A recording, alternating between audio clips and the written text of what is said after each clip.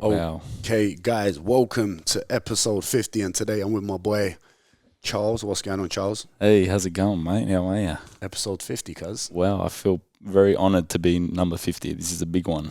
I built up everyone just for you, you know. Wow. Episode 50. You want to tell everyone where we are and just tell us who you are? All right. Well, first of all, where we are in the world. So if I'm going to put a label on it, we're in a place called the Bondi Health House, and it resides in North Bondi, Sydney, Australia. And right now we're in a room which it's pretty cool. It's like got a really different vibe.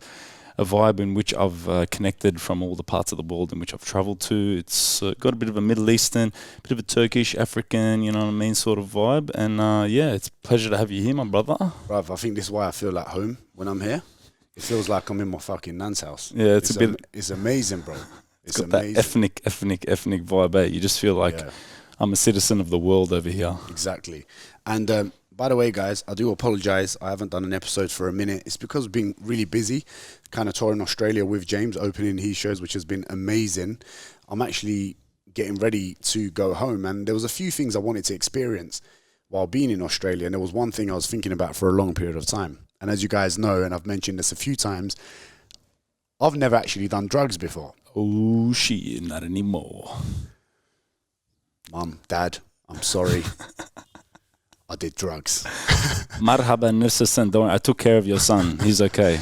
So I actually wanted to talk about this because if I was to do any drug, and I've mentioned this before, I feel kind of bad even calling it a drug, is I did psychedelics for the first time. And honestly, it was a very spiritual experience, and I actually wanted to talk to you guys about it, and I thought there's no one better to talk to it with Charles. And I actually did it with Charles because Charles is someone that I trust and someone that I know for a good 4 or 5 years now. Yeah, it's been quite some time, yeah.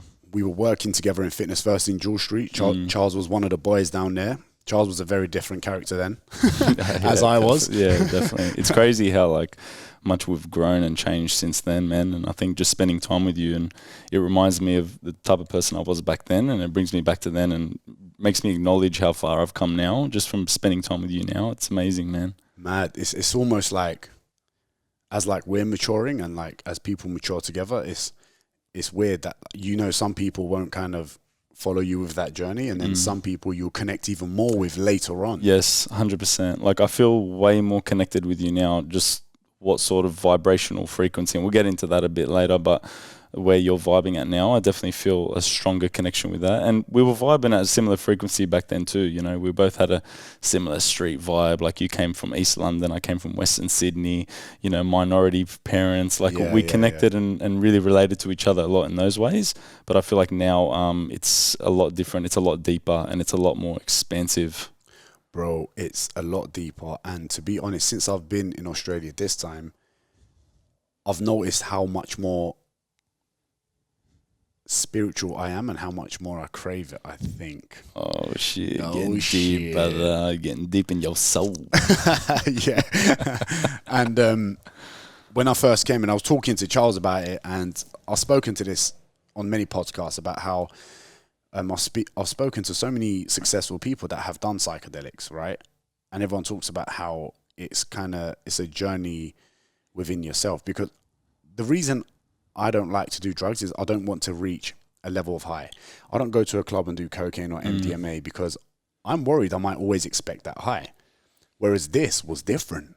It was going deep. Yes. Yeah, it's having conversations on your own. And I'm not doing this to promote, hey guys, come to and go do psychedelics, all of that shit. I'm not. I'm just saying. www. But it was it almost felt like a bit of a cheat code for me to feel a bit more vulnerable and kind of have these weird conversations with myself. Does that make sense? How would you explain to someone that has never done it, or think it's something like something negative, something negative, or a party drug? Even, you know? First of all, I understand why people will have that stigma about it due to the conditioning that's been put in front of us since we were young. Don't do drugs, this and that. Now, the best way that I can describe the experience of it is what it is, it's just an enhanced, deeper experience of your internal state.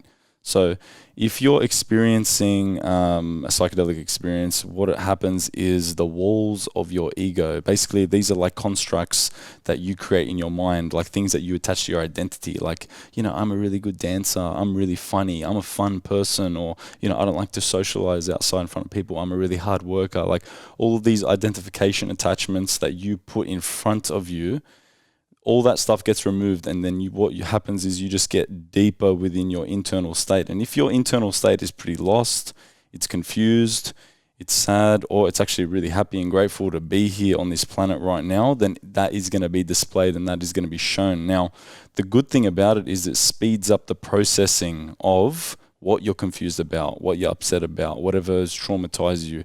So then therefore you can go through that process if you let go. A lot of people talk about with psychedelics, like you just got to let go and not try and fight it, because a lot of people, they're not used to letting go. They're not comfortable letting go in general in their day-to-day life. And that's why when they go through that experience, it's very uncomfortable. It's very unknown for them. But letting go enables you to actually see what's going on deep inside you so you can actually start working through it.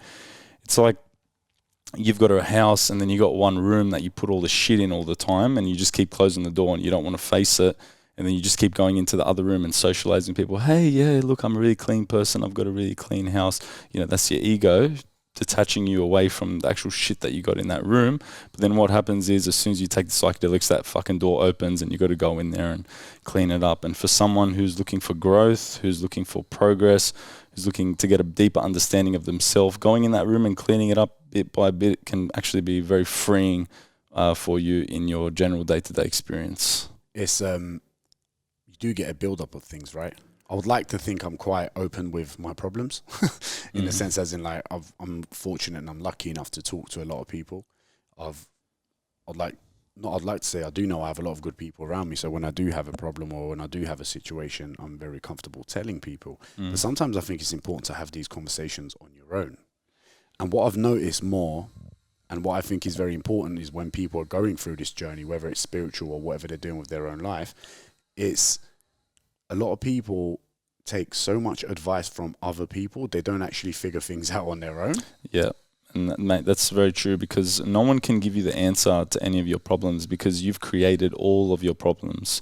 And the way that you've created them is you've experienced life. And the way that you've perceived life is then you've perceived a situation to then be a problem. Yeah. And then for that person, because they've created that problem for themselves, the only way in which that they're going to prevent the problem from existing in their mind and feeding energy into that consistently is they need to find that realization themselves. It's like someone can tell someone always, you got to lose weight, you got to get in shape, you know, you got to get healthy, but it won't sink in until that person really has a deep chat with themselves and assesses their values and finds out, well, wait a minute, what's this lifestyle actually doing to me? You know, where's it going to put me in 5-10 years time? What someone says to you, you got to lose weight, you got to get in shape, it's not going to sink in until you get that vision in your mind and you're like, holy fuck, actually, you know what? It is actually fucking me up. I really got to change my lifestyle. Yeah. And I think one thing I experienced with that is ultimately, again, what people think is when they do like psychedelics is like, ooh, shapes, ooh, cool, this, that, boom. Which, by the way, I did it in this room, and my God, I'm not sure if you can see the Egyptians behind me, but them man were dancing. but it wasn't about that. It was more so like I saw that, right? Let's talk about the experience a little bit. Yeah, that's good. Like the first one? The first one. Okay. Yeah. Because I did it twice. It was that good. It was that good. So the first one, Charles was like, okay, if you want to do it, let's do it. It was a cool day. We started at about 2:00. We meditated.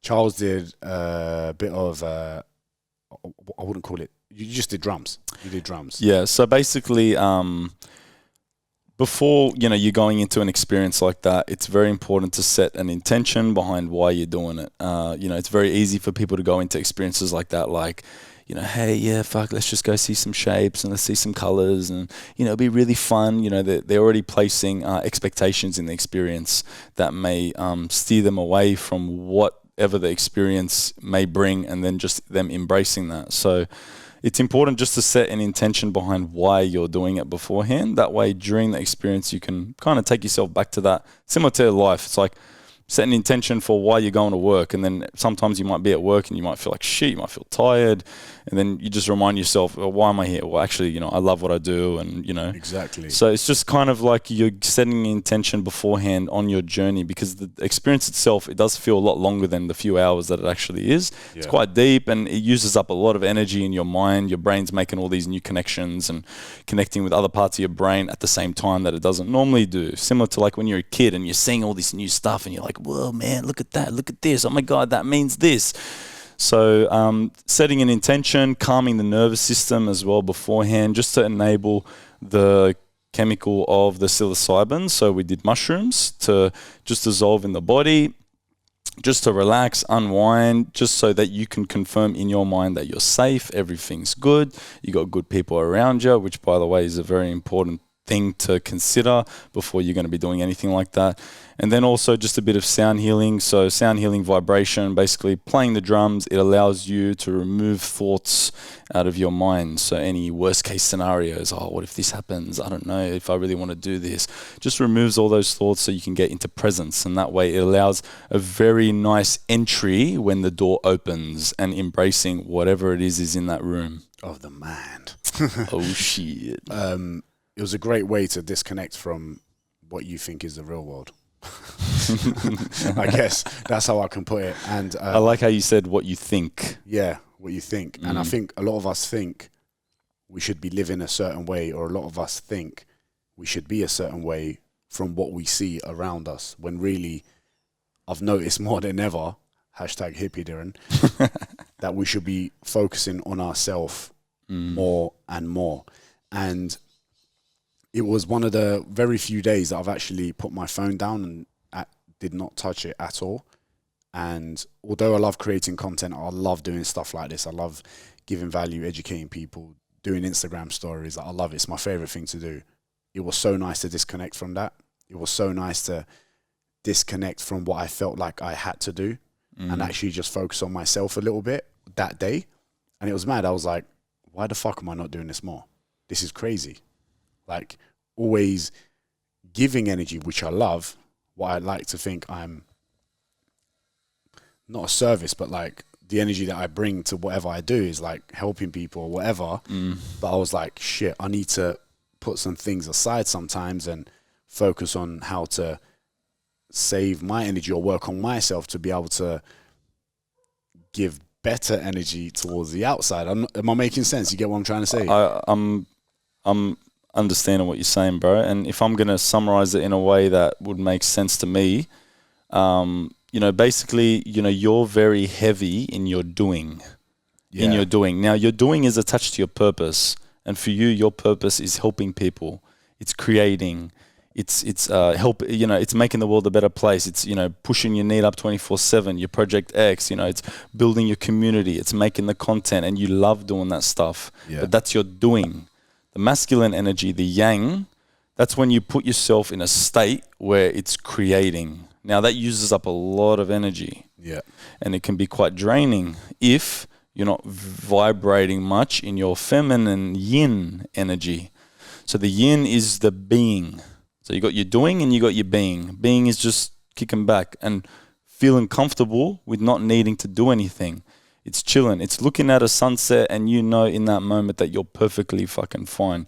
You're okay. It's going for a walk and not thinking about all the things that you want to do and got to do when you go for the walk. You're just looking at the waves. You're looking at the clouds. You're looking at a kid that's riding a bike past you. Like, that's when you're in presence. And that when you're in that state, your body is prioritizing sending energy towards digesting your food, healing your cells, all those long-term building projects that when you're in your doing, you're not necessarily doing as much. So just flowing in one state of energy to the other creates more wholeness. It creates balance. Yes. It creates a more homeostatic state. And that is when you're going to be in mind, body, spiritual, like prime, like you're going to be like feeling fucking awesome. Because I think it's so easy to miss out and not enjoy the present, right? Because we're so focused on what we've done, what we have to do, and we don't enjoy the present. And I'm in Australia right now. I'm actually very ready to go home. I'm very ready to go home. I'm pretty much waiting for my flight to go back. I feel like I need my old routine back, and I can't wait to get back home. But earlier today, I was thinking about how much I wanted to go back home, but I was wasting so much energy on thinking about wanting to go home instead of why I can't just be present and enjoy what the hell I have and focus on that instead of worrying about what I have to do a bit later on. You know, again, it's one of those things where you got to think about the positives with any scenario. Not that it's negative, but embracing the presence is so important. And I think that is someone, especially the last year, man, with the whole pandemic. In Australia, you guys didn't really experience it, but people in the UK, a lot of people that's going to be listening to this went through some shit, bro. Oh, yeah. Do you know what I mean? Yeah. You guys, like, over there, they got in lockdown quite a fair few times. Yeah. And in pretty extreme lockdowns. It's still not open. Yeah, well. It's still not open. So, people are kind of sick of the present. They're looking to the future, and you can't really blame them. How would you, for someone that's at home and kind of focusing on all of the things that's kind of happening with the pandemic and this and that, and let's say all the negatives, how would you get someone to spiritually or mentally veer away from that and be able to focus on themselves or what they have with their current situation? Because although some people might think, oh, you have a lot, you should be grateful for that or whatever, but someone in their mind could be trapped. Yeah. I feel you, brother. It's a good question. First of all, everyone is looking at being in the presence, even if they're not in the presence. The reason why they deprive themselves of the presence and don't allow themselves to be in the presence is because they have subconscious beliefs that revolve around they can only feel the presence once they've accomplished something, once they've done something. It's like they use up all this futuristic thinking until they get to a certain point, and when they get there, that's when they temporarily feel the presence. And when you're in presence, that's when you're feeling love, because you're here now and everything's fine, everything's cool, everything's good. That's when you're ready to accept love. But when you're in your doing a lot, you're like, okay, I got to do this first. I'll be happy once I lose 10 kilos, or once I make this amount of money, once I buy this house, or, when I find a partner. Like, you're effectively depriving yourself of presence and love until you get to that point. And what happens then is you're depriving yourself of the amazing benefits of being in the presence, which is genuine fulfillment and happiness for what is actually around you, because you can then see it. Yeah. When you're in the presence, you can see what you have. You can feel what you have. You're not depriving yourself from that, because if I'm here right now and I'm in this beautiful room that I've created, but I'm thinking about a bigger room that I want to set up 5 years from now, and that's all that's in my mind, and I don't allow myself to really see and sit and feel this, well, then I'm not going to be grateful for this. Yeah. So and you won't utilize it. Exactly. I won't see the benefits that it could bring to people. Like, come into my room, it's beautiful. Like, sit down, hang out, and I'll be too busy thinking about how it's not really good enough yet, because it's not as big as what it could be. So for people that are listening now, and you're going through a hard time now, it's a very challenging time, because you've been in an environment that can feel, like you got the walls just closed in around you. You're not going outside in nature as much. You're probably not connecting with people as much. Maybe a bit harder for you to exercise, or you're getting sick of exercising at home. You're not able to go to the gym, your regular routine. You can't see your friends at work. There's a lot of components of your holistic health that are missing in your life right now that are designed for you as a human being to keep you operating well. Like going outside, breathing fresh air, talking and connecting and expressing yourself, all those components. And it's gonna be harder for you to see what is around you in that moment. But part of what is really gonna drive you out of this state now, that may be bringing you down from not being able to express yourself and do all these things, is really just taking it as a positive opportunity to do other things. And being with yourself, it is going to allow you to get deeper with yourself, because you may have less distractions around you. So with that experience now that you're going through now, what you can do is then start to look at more of the positives in the situation. And this is going to come from how you're perceiving it around you. And I know it's going to be hard for you to see that, But if you don't flip it around, what you're going through right now, you're just going to constantly be in a negative state, and it's going to push you deeper and deeper and deeper into a depression, or gravitating towards high-calorie foods or alcohol or other ways to numb how you're feeling about that. So your only option really is to flip it over mentally and see how you can make the most of this situation now, whether it learn a new skill. It's funny what you said about the calories, eating more and stuff. That's it. It's mad how all of this is so linked up. And if you look at people that are healthy, they're not only healthy physically, but they're healthy because their mental state is in a very good place. That's right. And a lot of people that we've coached, by the way, Charles is not just this big hippie.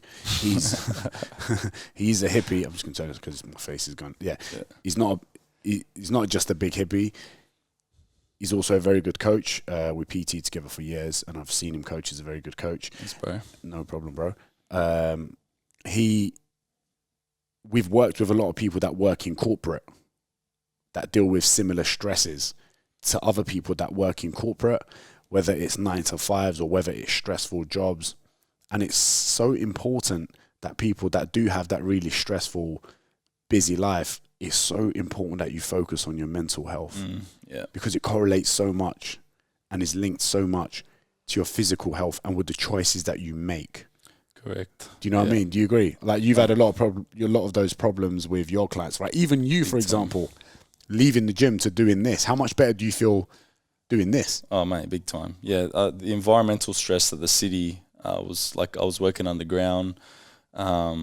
Just real busy environment, busy atmosphere. You got the noise pollution. It's a very hectic, yang, masculine environment, and you become a product of your environment. And I found that I was in more of a stress state back then, and I found I had to meditate a lot more, and I was constantly like craving nature, where now I just feel comfortable in general, where I'm like, yeah, cool, go for a walk down to the beach and it's all good. But in regards to like, any of your vices, whether it's food, alcohol, drugs, or anything like that, like Dylan was saying, where you're chasing that high and that, it's really going to come down from your deep into you, somewhere deep into you, where you do not feel like you're enough. You don't feel like you're worthy of love. You're not feeling love. You're not feeling presence enough in your day-to-day life. And if you're not getting that enough, or if you have those beliefs that you're not enough, what it does, it creates an underlying stress. So you've just on average got a heart that's beating a little bit faster. You got blood pressure that's a little bit higher. You got a bit more cortisol running through your bloodstream, all due to stories in your mind. Yeah. Now those stories are created from most likely your childhood. And then over time, you've reinforced those beliefs, gathering evidence to suggest like, see, a girl rejected me. That's why I'm not good enough. See, I went to get a job and they didn't take my application. That's why I'm not good enough. See, I walked down the street. I said hello to a chick. She didn't say hello back. That's why I'm not worthy of love. Like, you constantly like gathering love and hate relationship with yourself. Exactly, bro. Yeah, you're constantly gathering evidence to support that first traumatic experience that occurred to you when you were young, and you may have gathered that story from maybe your parents fighting in the room next to you every time you're sleeping, and then you'd get traumatized when you hear them fighting. You'd get stressed, and then you made a meaning behind that, like, fuck, are they fighting about me? Is it because of me? And people forget about that. And this goes back into the psychedelic experience, where what it does, it can help facilitate you digging deep into you to find out why you may be mistreating yourself, why you're not taking care of yourself, why you're overworking yourself, why you're overeating all the time. It doesn't matter what calorie target someone gives you, but you're not consistent with it. Why you're running perfectionism, putting so much pressure on yourself. Maybe it's because when you're growing up, you got a 9 out of 10 on a fucking mathematics exam, and then your father said, well, what happened to the 1? And that traumatized you. And so going deep into your soul, and taking care of your mental health is really, it's that missing link that's now in society, where there's so much emphasis on the physical, so much emphasis on go to the gym, train, smash yourself and do this, do that. But there's no emphasis on the deeper side to all of us. And that's what is really lacking. And people don't understand how much of an effect it's having on people's overall health and how they're looking and operating in general. 100%. I agree. And you know what? I think again, I'm saying I've been lucky enough to think and to experience a pretty decent mental health, probably due to being in a sport from an early age and kind of being put into decent scenarios from my parents. So I've been lucky enough not to feel traumatized by those things, but I have with other things. And what the psychedelic experience did for me was, it was almost like the cheapest therapy you can get. All right? Yeah. How much is therapy? $200 a session. How much is mushrooms per gram? You know what I mean? And it was like almost, it was nice to go. It was nice. It was kind of nice to feel a little bit vulnerable, if I'm being honest. There was a moment where, people are going to be like, Darren, why did you do this? When we did it, we went for a little stroll. We went near a cliff, when I mean near a cliff, it was safe, don't worry. But where I jumped over some rocks, it didn't feel like it was very safe. Being your usual self, it would feel very, very safe. But it was almost weird. As I was going over, I saw Charles go over and he was calling me over. And I felt really vulnerable. I felt like a child. And I was like, it was almost like, this is a problem, but I don't think the problem is the rock. It was so much deeper. Yeah. I was like, this is the vulnerability, Darren, that you can show sometimes. You don't always have to be so, I wouldn't say aggressive, but so driven, so this, so that. And I was like, no, I don't want to go. It makes me feel weak. It makes me feel vulnerable. Charles was like, trust me. And I was like, okay, man. and I went across and I just stood there and I was like in the corner of the rocks. I was like, breathing. Charles was like, are you okay? I'm like, yeah, man, I'm good. I don't know what's happening right now, but I feel vulnerable. And it was kind of nice. Do you know what I mean? Did you feel that when that happened? Oh, brother, I've been in very similar situations myself, especially in the early stages of going through psychedelics and things like that. What was your first experience like? Oh, bro, my first experience was fucking crazy, man. I was on a beach and I was going wild. I was just like preaching nonstop about the universe, about the world. One of my mates was on the ground shaking. And he was regulating a lot of emotions and trauma, and then I was basically grabbing sand from the ground and trying to rebuild him. And it's crazy because, like, from the outside, if you're just looking at this as a physical experience, you're going to think the people that are going through it are fucking nuts and crazy and what the hell are you guys doing? Yeah. And that's not to say that every experience you're going to go through, you're running around like a crazy maniac. Yeah. But there may be some moments where it gets a little bit... there's some stuff that comes up and that's stuff for you to explore. But really, it's like that experience, once you leave the whole psychedelic experience, like for the few days to come, you're processing it and you're making so much meaning out of it. It's like, cool, so the meaning that I made behind passing that rock was it's okay to be vulnerable. And now that's going to serve you a lot when you're opening up to your family, when you're opening up to a partner, when you're about to do something and it's like, look, it's okay to not feel okay right now. Yeah. Like that rock is a metaphor for many different parts of your life. It's like watching a movie, bro, and there's a moment where something happens and there's like a deep-rooted meaning to it, and it's like, that's what that meant. You know what I mean? This is why it's so important, if you were doing this or if you have done this, and if you decide to do a psychedelic trip, who you do it with is so important. I feel like having a similar, maybe not similar mindset, but supportive people around you that are supportive, where you feel comfortable. Feeling vulnerable is so important. Yes. 100%. And like for for your friend, I'm sure that was a crazy experience. And it's almost weird, like you feel their energy, right, when that's happening. And you want to support that because you understand, because you might have gone through something similar, because you've kind of put your walls down and allowed yourself to be more vulnerable than what you were. Yeah. Right. And that's like, I guess that's like the process of starting that journey, which I feel I started the other week, a couple of weeks ago. I thought I was in tune with myself. I'm way more like, and it's why I'm still processing certain things and certain thoughts that are in my head. And now for me, it's like moving on and working on them slowly. That's it, bro. And like really fully working on yourself internally. And all I can think of is once I do that, everything externally is going to be even better. And when I put that energy towards externally, then in my head, I'm like, there is nothing I can't fucking accomplish. That's it, bro. Spot on, mate. It's like you've had your spiritual awakening, you've started your spiritual journey, and now you're practicing your spirituality in general. And now spirituality, it's a very funny word. It's very misconstrued. A lot of people see it as this whole like la-di-da, woo-woo, like, or organized religion, or, you know, they're trying to take it too literally, like, yeah, but there's no way that there's something called chakras, I can't see them, or, you know, it's really just whatever experience you want it to be, very similar to your physical experience. Your physical experience, you can be someone who's a rock climber and goes bike riding every week, and hey, that keeps you in good nick. Now, your spiritual experience can be whatever it is you want, as long as it helps you regulate your emotions, helps you discover your sense of self and why you are here, your sense of purpose. Now, once you start your spiritual journey, that's when you're constantly learning how to divert some energy into your day-to-day life. So you're sending energy into your physical journey. You're sending energy into your mental journey like creativity, thinking about ideas, planning, processing, physical journey, conducting them, moving your body, training, whatever.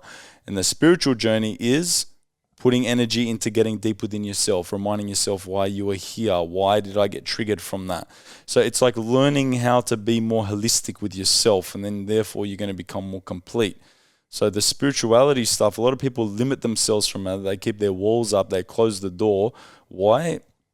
I think a lot of it's got to do with the emotional part, because it's a very emotional experience. And for a lot of people, they do not know how to deal with their emotions. No, they don't. But people don't know how to deal with emotions when they see it in their face. I've seen people, when someone cries in front of them, they don't know how to fucking deal with it. Just like, give the motherfucker a hug, bro. That's it. Yeah. Do you know what I mean? And people are not used to that. And I think because they also see it as weakness. That's right. Society sometimes makes you feel like it's weakness. Hence why I've got Charles on this podcast, because I think this is very important. And it correlates with everything, right? With whatever you're doing. But it's also important that you hear it from someone that is also a very realistic person, right? And don't get twisted if you are a big hippie listening to this. Some of you hippie motherfuckers take things too far.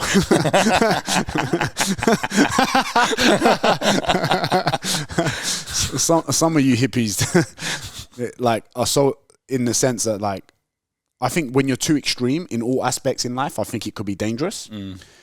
But the reason I was like, I wanted Charles, you need to come on the podcast, is because you're in link with the real world as well, whatever the real world is. Yeah. Do you know what I mean? Yeah. Like, because whoever is working in corporate, or whoever has got a stressful life, whoever has got 3 kids and maybe not earning much money and is listening to this, is you can actually relate to them. So can I, which is why I think it's so important, because some people that do this, life coaches and all of this stuff, they're not relatable. You know, like when I get like a 22-year-old saying, "Hey, I'm a life coach on my bio," I'm like, motherfucker, you don't even pay rent, blood. I get you, bro. I get you. Do you get what I mean? Oh, yeah. And I think that's really what my purpose is now, strongly connected to that. It's normalizing spiritual practice and emotional regulation and getting deep with yourself. It's normalizing it, and in order to make it more normal and for it to appeal to the masses, it has to be digestible. It has to be understandable. You know, if I'm someone here, you know, going, you know, come on, guys, we all gotta love each other, and, you know, that's just what I'm saying. Take your clothes off and start jumping around naked and shit. Like, you know, it's kind of like I use the. Have you done that though? I have. I've had many psychedelic experiences running out in the bush naked and shit. Yeah. It's actually unbelievable, brother. There's no better way to feel more vulnerable than that. Really? Brother, the Australian bush. It's so funny. Everyone watching, mate, there's snakes, spiders, and I was fucking running around. Butt naked. Butt naked, bro. You had the anaconda loose. the Lebanese black mamba. What is that, a brown snake? No, it's a Lebanese dick. And yeah, it definitely needs to be...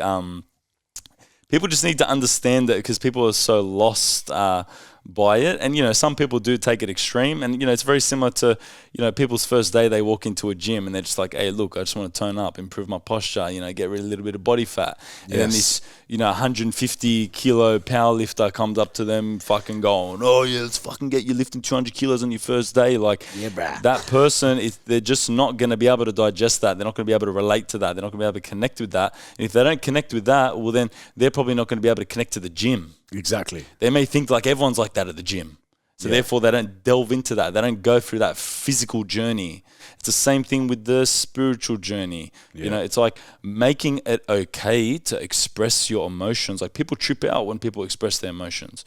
I run a drum circle in Bondi every week and it's unbelievable emotional expression. Everyone is expressing themselves like it's crazy. I've had people tell me if it wasn't for this drum circle, I probably would have committed suicide during COVID. I've had people come up to me and say that, bro.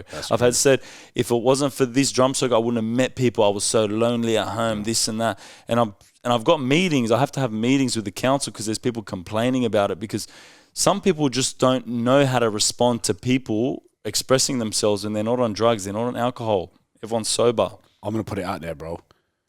Bondi, sometimes when I look at the people, I see a very numbing community sometimes, you know, and I'm sorry if you live in Bondi, if you take this the wrong way, hear me out. I think because of the lack of these expressions and sometimes because of lack of culture in areas like this, people are scared to express themselves like the way, say, you do in a drum circle. I see you playing the drums, cuz I do it as well. When I'm playing the drum, brother, I'm letting go. Like, I'm feeling the music, the vibrations. It feels great. I see you letting go. I see you taking a deep breath, like, and I can see you, like, letting go completely and fully putting yourself, and it's almost like therapy for yourself. Brother. Do you know what I mean? Big time. And I think people only are like that because, or they have that opinion or they complain about that is because they're scared to show their emotion like that. They are. Do you know what I mean? Yeah. It's a similar thing when it comes to people hating on you. Some people hate on you because they fear that they can't express themselves like you. So they try to bring you down. Well, yeah, it's like people will judge you for expressing yourself if you're crying, and they judge you for crying. Like, oh, why is she crying? Or why is he crying? That's weak. They do that to you because they do that to themselves. And the reason why they do that to themselves is they use that as a strategy to judge themselves, to prevent themselves from crying, to prevent them from being vulnerable. Because if they're vulnerable, because they're insecure, that's the reason why they're preventing themselves from being vulnerable. Because when you're safe, it's okay to be vulnerable. But when you're insecure, you're not comfortable to be vulnerable. So they use that as a protective mechanism to prevent them from being vulnerable because they're scared that they'll get hurt. Emotionally, physically, whatever. And that's because it relates back to their shit. It relates back to their trauma. Yeah. So people will judge you for expressing your emotions, but understand that it's got nothing to do with you.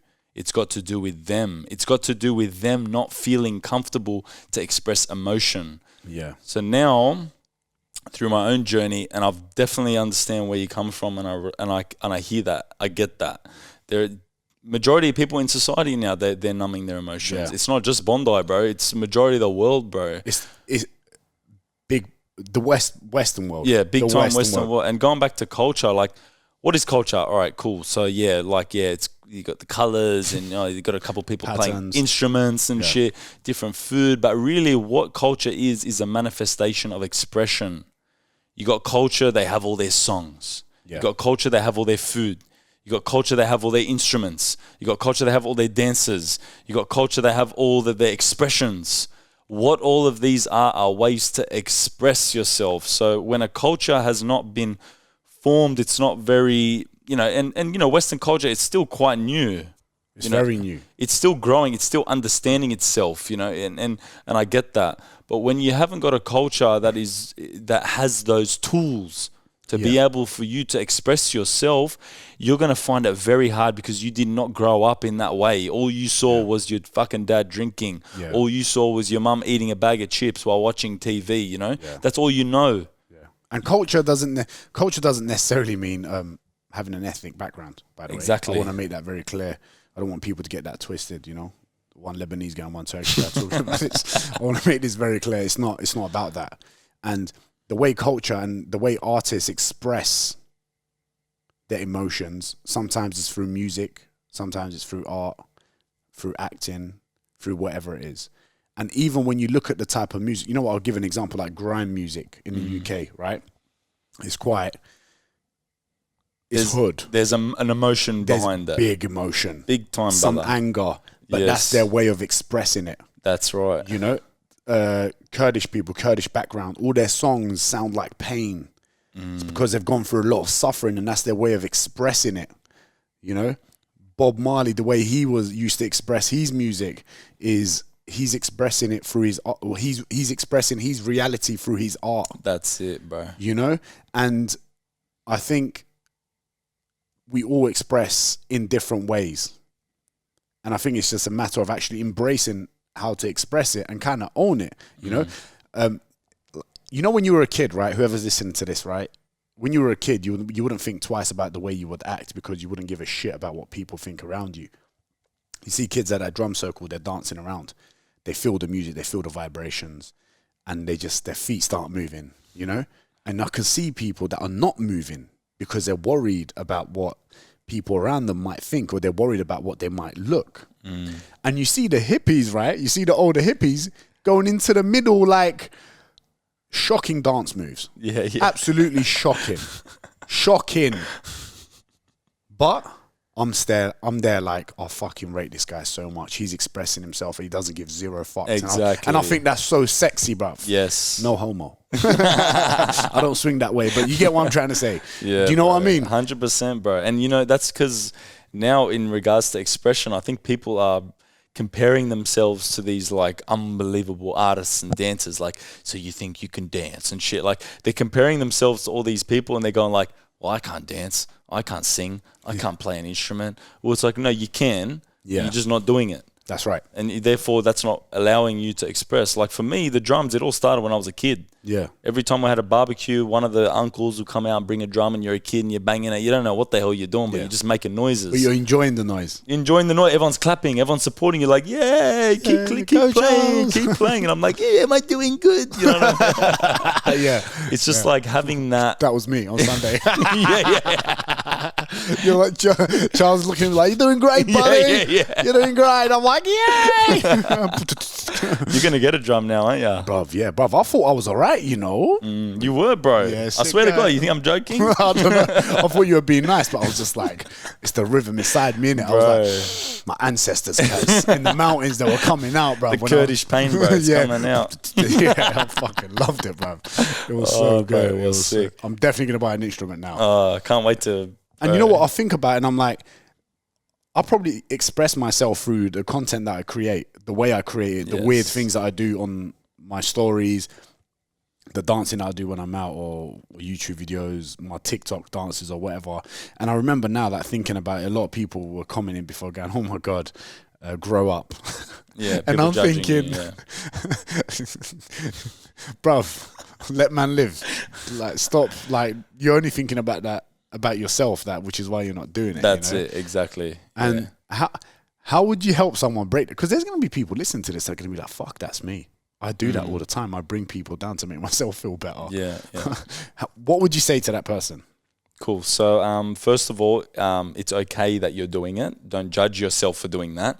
Don't judge yourself for judging, because then all you're doing is like creating a new pattern that's based around judgment. Now, first of all, when you judge someone, notice how you feel. Notice what sort of state you're in. Do you like that?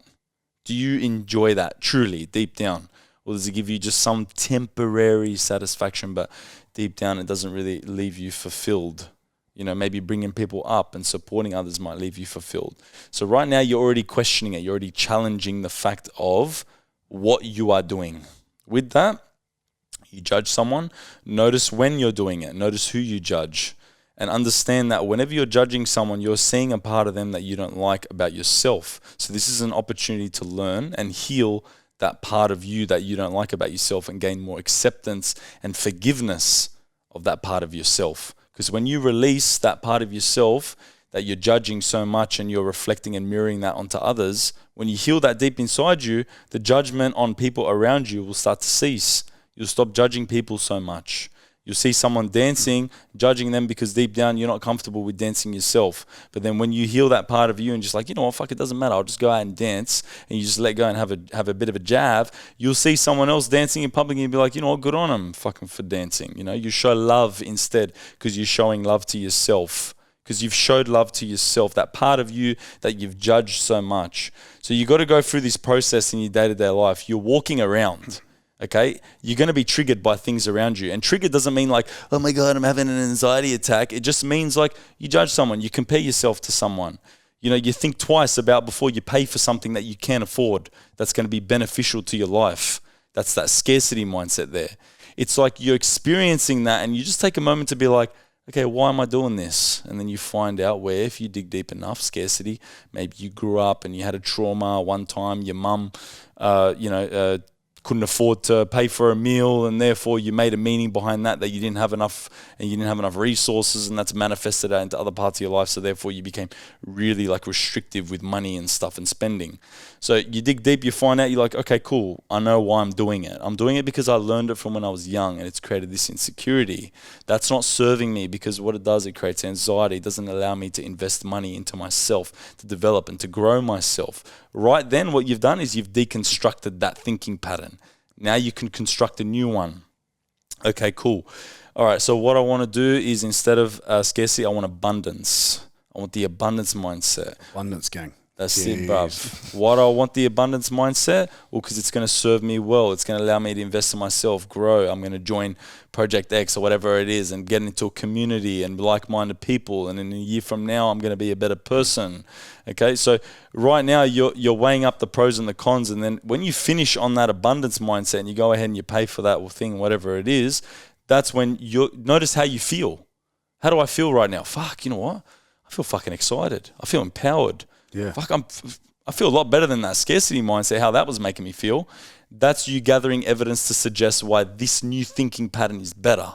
And then every time you're experiencing reality, challenge whenever you run that scarcity. You might not always get it. It's going to run autopilot. You might do it and you won't even know you did it. But the more you realize that you're doing it, the more that you're catching it. And the more that you catch it, the stronger it gets. You're building up these new connections in your brain, and the more that they're reinforced that they're getting. And it becomes easier to then run that new thinking pattern around, let's say, abundance that serves you better. That was some sick bars, you know. Bro, deep shit, bro. That was fucking good. It's so true. And I think that's what we're doing. In a sense, is like different things, trying different things, kind of doing our best to drop that ego and attempting that, not caring what someone might think. I know there's people going to be watching this going, Darren's turning into a fucking hippie. You know? I don't care, though. I don't care. Yeah. But it's nice to drop that and go for it. And what I've realized most, and I see this with my clients all the time, is when I see them take action and they get that slight bit of reward, it drives them to keep going. Oh, yeah, bro. You know, which is why you need to try these different things. You shouldn't be like, oh, Darren wouldn't do that. I'm not going to do that. Do it. Try it. See how you feel from it. You know, remove that fucking wall and be like, no, I'm going to go for that. And then see what happens from there. You might enjoy it. You might not. You might get reward from it. It might feel you to do more. You might not like the way it feels. And you might be like, no, this wasn't me. But you know what? I attempted it. I tried it. I didn't belittle it or whatever it was. I tried it and it wasn't for me. And I've noticed that with that day when we did it, I was like, you know what? I need to stop wasting energy on kind of worrying about other people too much sometimes. Yeah. In a sense, as even I was chatting to James Shaw about this, like what someone else is doing, like whether it's bad or good. I'm like, why should I care? In a sense, as that person's doing their own journey. Let them do it and they'll learn from it. You know, focus on yourself. And again, it's like maybe I'm focusing on that because I'm worried about myself. You know what I mean? Yes. And then as soon as I recognize that, I was like, Darren, no, bring it back in. And I think recognizing it is like, and then taking action from it. And that's when you go on that journey that I feel like I've started. 100%, bro. It's like just going back to the psychedelic experience, like, you know how before I was talking about like the scarcity, the judgment, the comparing yourself to others, the confusion, whatever it is. Yeah. When you break down your ego, it's like you're walking into that room and you're like, oh, fuck, there's a big pile of judgment. Oh, fuck, there's a big pile of comparing myself to others. And then when you're doing that, like what you effectively did with your judgment, so by the sound of it, you sounded like you were judging people based on whether they're doing good or bad. Yeah. And then you came to that realization, you looked at this big pile of judgment, you're like, why am I judging these people? It's wasting a lot of energy. So this is like you gathering the evidence to support why it's not great. You're deconstructing it. And then you're like, it's okay. Let them do what they're doing and they'll learn. That's the forgiveness. Yeah. So then you're forgiving them. It's okay for them to be however they are. They'll get it. Yeah. And then after that, you're just like, just bring it back and focus on yourself. That's the new thinking pattern that's going to serve you better. So effectively, during that moment of your psychedelic experience, you've created a whole new thinking pattern. Your brain has created a new connection. Yeah. That now in your day-to-day life, you just got to keep reinforcing, and the thicker and the stronger it gets. And that's why I mean, like, I'm still processing things. Yes, and you're processing it by, you're like, keep feeding energy into that. That's all right, brother. It's all right. You don't worry about what other people are doing. You know what I mean? That's why I was like, you know, when we were up the rock with the other people that were with us, when I walked away from it, I walked away from that because I was focusing on them a little bit. At one point, I was like, in my head, I read people quite well. I know I read people quite well. And when I was looking at like your body language, other people's body language, I was like, I need to remove myself from this because I'm doing this to focus on me. And for that short period of time, I focused on other people. And I was like, I'm not doing this. I'm doing this for me. That's why I walked away and took off on my own for a couple of hours. You know, and I sat there on my own and I was like, this is beautiful, man. I was like, bro, you saw dolphins and shit. Bro, oh my days. Check this out, yeah. By the way, if you do psychedelics and listen to Hans Zimmer, fuck it. Oh my days. Me and Hans Zimmer went places. Duran told me about Hans Zimmer. Like, I knew him, but now I know him a lot better too. Interstellar, there is no dimensions that I did not go to. And it was like, so I was listening to a Hans Zimmer track. It's called This Land from Lion King, right? And I'm a big child. I'm not going to lie, man, when it comes to Disney, Marvel, all that stuff. I'm a big child. And it reminds me of being a child and the way I would express myself then, and I still think I do now. And I'm embracing it even more than I was, right? And I was listening to Hans Zimmer and I was looking out into the ocean, right? And you're seeing everything times 100. Like when you're on mushrooms, everything's, what's the word? Heightened? Yeah. Yeah. Heightened, enhanced. Enhanced, exactly. Yeah. And there was dolphins. Wow. And I saw a turtle that day, bro. Bro, turtle swimming in the water. I was like, what the fuck? Never seen a turtle in my life, bro. This is life, bro. It's energy, cuz. And I was listening to the music, and then I saw the dolphins, and I stopped thinking about everything else. And I was like, and I had this thought process in my head. I was like, fuck, I stress about the dumbest things sometimes. Look how beautiful this is. Yeah, bro. You see, you allowed yourself to get into presence then. Yeah. And when you're in presence, because you could have been on that rocky edge thinking about your fucking to-do list. You could have been thinking about something that you said to someone 5 years ago. Yes. You could be thinking about what's going to happen to me 5 years from now. You could do that. You could feed energy into those thought processes, or you could just be there. Yeah. And when you're there, bro, you feel it, bro. You feel the fucking love. Yeah. You feel the love. It's there, bro.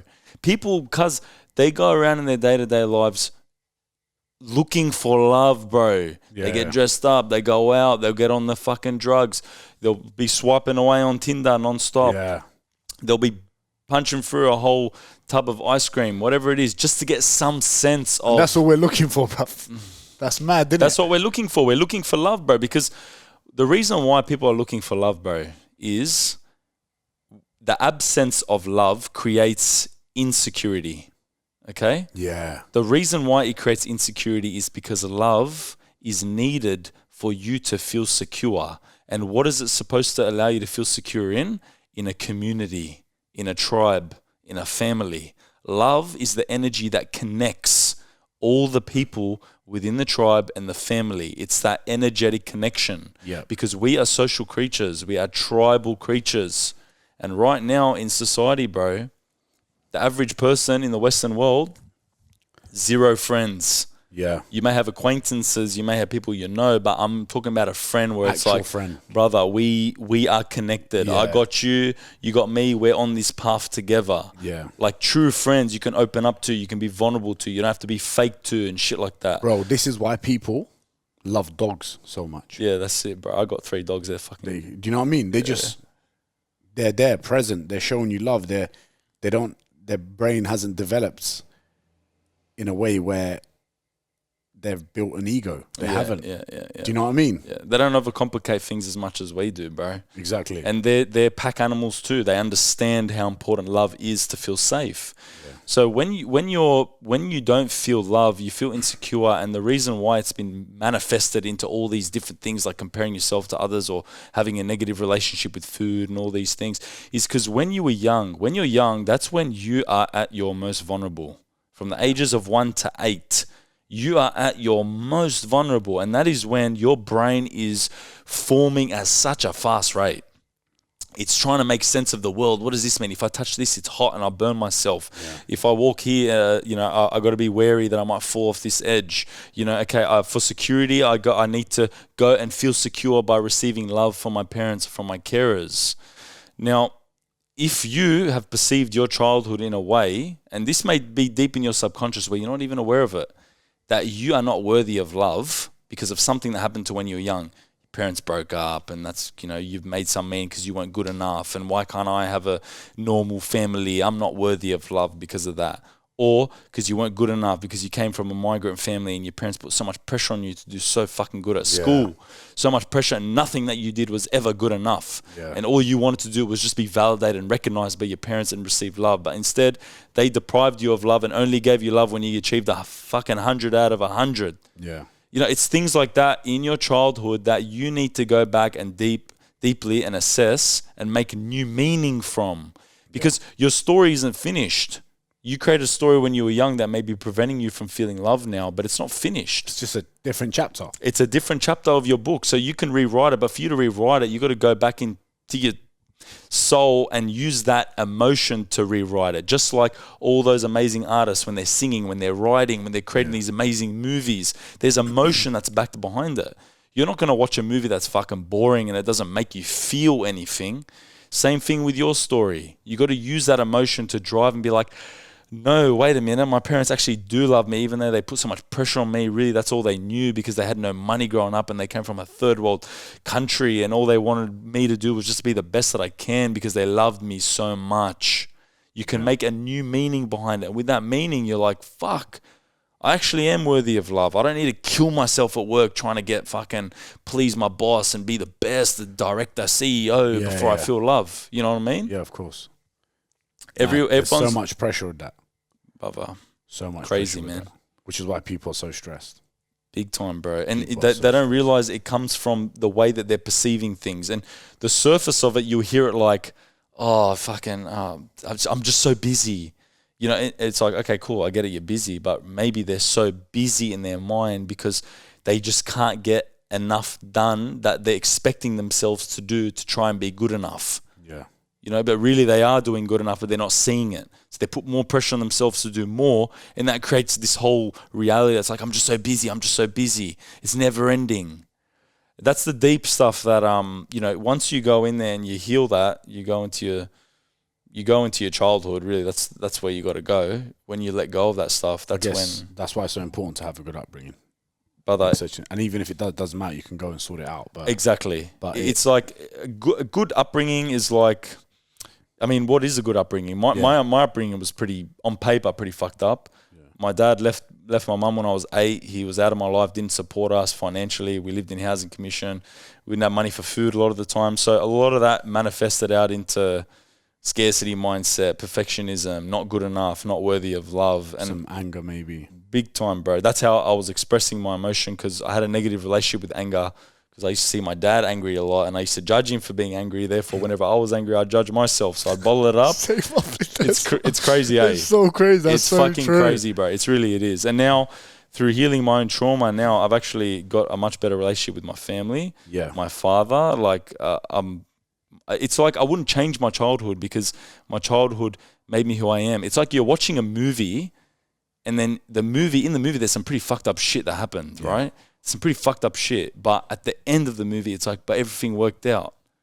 You know, it's like your story. You guys might be struggling right now in lockdown, and someone died, and you're struggling financially, your business, whatever it is. But it's not the end. You know, it's just part of your story. You know, it's all gonna work out. It's a new beginning.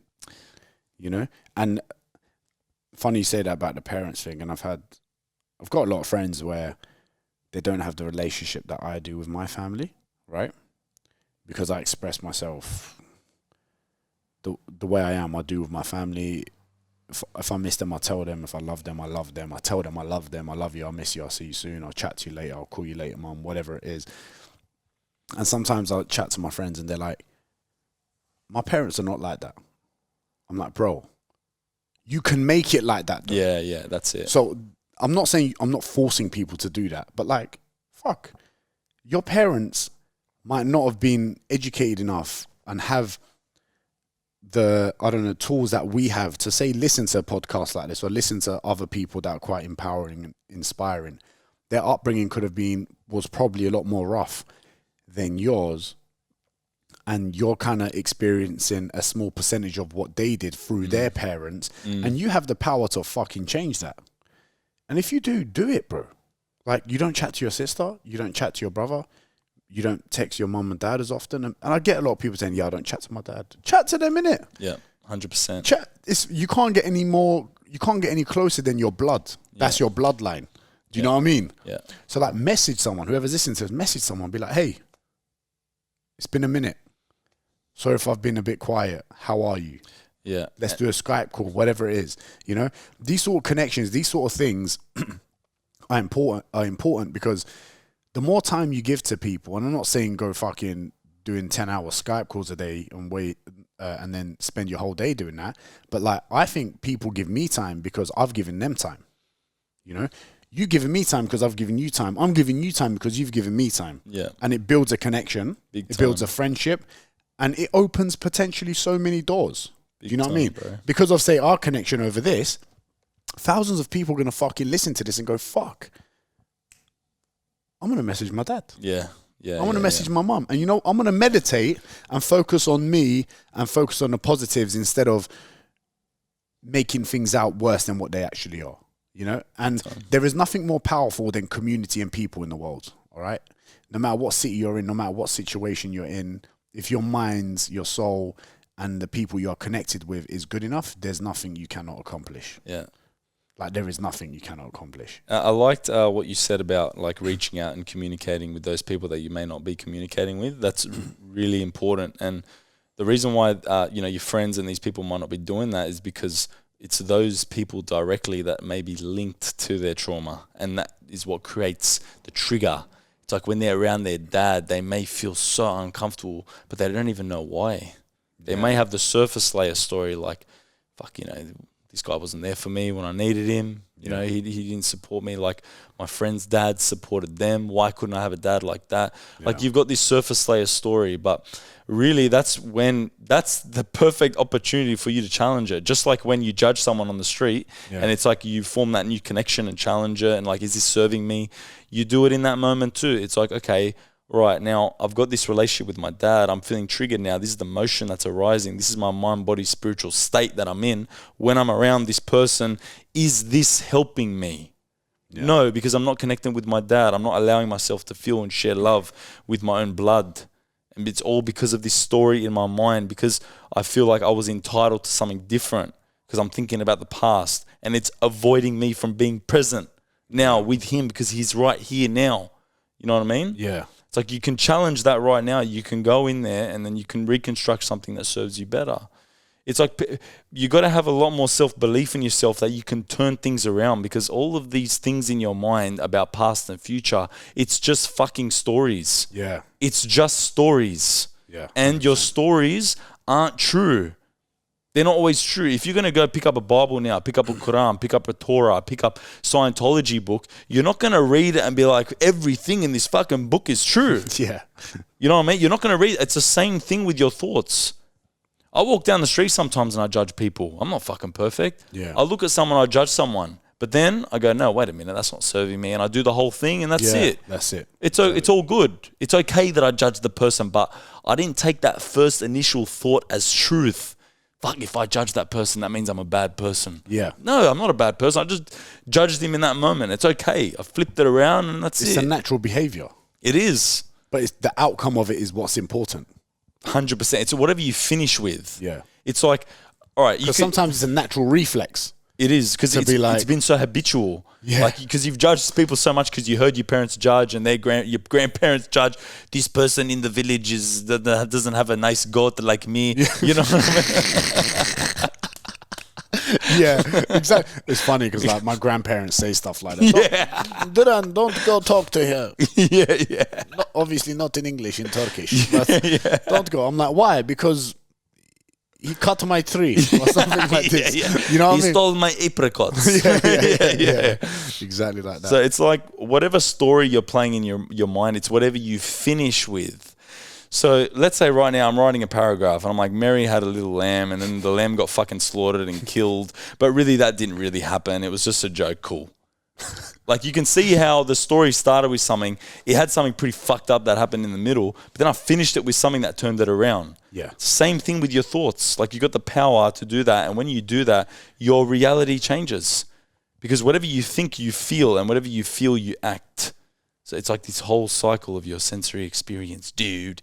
And that's like the energy creation. Yeah, bruv. Wow. It's mad. Deep things, bro. I love it. Bro. I love it, man. Bro. How does your soul feel now talking about this shit? I love it, bro. I think it's just the fact that I know people are going to hear this and go, fuck, I'm going to take action from this. And I'm like, do it, please. Yeah. Because the better you are, the better people around you are, you know? This is why communities are so important. This is why now I can't wait to go to my dad's village again because it's been a few years since I've gone back. And when I had that moment with myself and like I understand my grandparents more in a sense as my granddad used to spend a lot of time on his own. He used to spend all day on his fucking plants. Wow. And I never used to get it. Right? I never used to get it. Man put so much love and energy into those plants. Something so basic. Something so small. But it was his way of being active and probably meditating. He would plant these trees and he would sit there for hours on a mountain, bro, and just smoke. He smoked he started smoking when he was 18. He died when he was 97. Yeah. You know why the smoking didn't affect him as much? Because he had all the other components of his health sorted. Exactly. Sense of purpose, sense of community. Exactly. Bro. People don't understand how much it speeds up your rate of death when you don't have a sense of purpose. You're lonely. Okay, you obviously like all the nutrition and all that stuff. But your grandfather, all right, smoking, but he's also outside in nature, breathing fresh air, drinking fucking awesome water, eating amazing fruit and vegetables, bro. That he's made. He's made, bro. And he's got a sense of purpose. His purpose is, I'm going to grow this garden. I'm going to create this new cycle of life. And then all the love that I put into this creates love in the form of these plants. And then love then goes into the bodies of my grandchildren. And then they feel the love because they grow to be big and strong. Like it becomes this whole spiritual cycle, bro, from start to finish. And that's his purpose, to facilitate that. I used to see him like pull the onions out and like the peppers and stuff. And he used to come show me. He used to be like, look, I made this. And I get it more now. More than ever. Like I used to appreciate it. And I used to always give him time. Him and my mum. My mum's very much like that, you know. And that's their purpose. That's my mum's purpose. That's why I like being close to family, because when I'm close to them, I'm giving them a purpose. My mum ringing me and asking me when she can come over to come help me clean or cook for me. That's her purpose. That's family's purpose. And that is what the most important thing is. Good energy, family, and friends. What the fuck is the point of anything else, bro? Yeah, that's it. Who the fuck gives a fuck about flying business class or having a lot of money if you don't have family and friends, bro? That's it, yeah. That's what's like the your fucking foundation. point, bro? That's if like your grandfather lived to 97, bro. Well, he had the foundation, bro. And people think that foundation, but it sounds fucking boring. But you know what? that is the number one thing that is going to make you happy and feel love. It's mad because that person mentally and health-wise is so much more stable and internally happy than someone that does think that is boring. Yes. Because that person that thinks that certain thing is boring is constantly fighting to find something that can have, that their mind can be in that state. Like something temporary. Yes. Like, you know, materialism or drugs and things like 100%. PlayStation 5, this, that, that. 100%. And when you don't need that, I'm not saying you can't have that. Yeah, have that, bro. Enjoy your life, 150%. Have the foundation. But have the foundation of that, because even when I buy something nice now, before, remember when I was in George Street, there was obviously that moment where I wasn't happy. I went through a lot of shit. I remember, You're very confused and lost. I was very confused. I was very lost. And you could see it in my face. Definitely. Because I'm that guy. You feel the energy in the gym, and when I'm sad, you feel the energy too. Yeah, definitely. Because we get to... That was a very powerful gym, man. It really was. It was fucking powerful. Like, just how connected we became with with people there. Oh yeah. Like, I found like it was a place where I learned a lot about myself there, man. And you spend so much time with people underground, and you're busy pumping out sessions. It was like, boys, we're all in this together. Like, we're doing the hours, and it's true. Like, whenever someone's vibe would be a bit different, we'd all know, and we'd all talk about it. We'd be like, hey, is fucking this guy all right? What's going on? And at that moment, I was buying materialistic things. I kept buying trainers. I remember. Little spikes of happiness. Yeah. Little spikes of happiness. Now when I'm buying trainers, I'm buying stuff that I like, I want. I buy it and I'm happy. But then I put it aside, then I'll carry on what I like doing during the day. That's it, bro. It's not, my focus... My workload or everything I do is not for that. I'm not happy because of that. It adds a bit of pleasure that adds to me enjoying my life. Yeah. But it's not why I'm happy. 100, bro. It's like this room, bro. Yeah. This room, by the way, it's a little bit dark now, people watching on YouTube, but this room is my favorite room. I'll do a vlog as well on this one day to check out this room, and it's fucking unbelievable. Yeah. What you said about the energy thing, I felt that with you when you went to... I think you went to Africa and came back. Yeah. When you came back, you looked miserable that you were back underground. Yeah, bro. Yeah. So Darren, he met me around the same time I started my spiritual awakening. All we'll call that is really I just started getting a lot deeper with myself and challenging, you know, who I am and why I'm here and all that sort of stuff. The way I was doing that, I was going into really just random places overseas. The time I met him, I went to Pakistan, and that was actually a few months after my first psychedelic experience. After my first psychedelic experience, I was like, okay, fuck, there's some other things going on. I went to Pakistan. I went on the border of Afghanistan. I was in the mountains, really rugged, rough terrain, like no showers for a week, you know, like we're sleeping on the floor. There's no restaurants, no fucking hotels and shit. Like this place, infrastructure for tourism, there's nothing there. Yeah, you know? nothing. Ever since 9/11, like tourism just went bang, you know what I mean? Yeah, of course, yeah. Going to Africa and that, and every time I'd come back to George Street in the middle of the Sydney CBD, where people's values are very heavily aligned around constantly doing, not being, like money and drugs and alcohol. Like it's an environment that breeds that sort of state. I just would be underground in this place and be like, you know what? I've realized again that this just is not for me. Yeah. And you know, that's why now I feel like I'm a lot more connected with you, because around the same time I knew you know, you were in a toxic relationship, you were confused, you weren't necessarily deeply fulfilled within yourself, but really seeing how you've transformed yourself now into what you're doing, bro. It's amazing. And I feel like I'm relating to that a lot more now, and I'm a lot more connected with that now, and I'm feeling your energy a lot more. And you get it. Yeah, I get it. I get it too. Yeah, you know what I mean? Yeah. It's like you're getting what the things I'm talking about, and I'm getting your spirituality. That's thing. it. Yeah. You know what I mean? Yeah. Which is why you need to connect with people. 100%. There you go. And do mushrooms. Yeah. In a safe environment with good people. With good people, 100%. Yeah. And just it's something that is gonna be. Don't expect it to be like this. Oh my God, man, this is fucking whoa! You know, just like it's whatever experience you get, and that's cool, because whatever experience you get was the experience that you needed, because it's just accessing that deep state internally, and it's okay, whatever it is. Don't judge yourself if you fucking cry. I cried in our first one together, me and him. I had a fucking amazing cry. It was beautiful, bro. Oh, wow. Felt unbelievable afterwards. And that's something that I'm fucking trying to normalize. Like, it's okay to cry. It's just a fucking bit of water coming out of your face. What the fuck is the big problem? It's crazy how society creates these meanings behind something so simple as fucking liquid coming out of your eyeballs, bro. So crazy, bro. It's like sex, bro. Like, people have created such, like the porn industry and this whole thing around sex. Brother, it's two bodies rubbing up against each other. That's all it's doing, bro. Nah, I can't do it until this and that. Oh, fuck it. It creates a lot of... Anyway, I won't get into that. Yeah, but I get you. That's another podcast. Sexual healing. Sexual healing, baby. Yeah. Goddamn.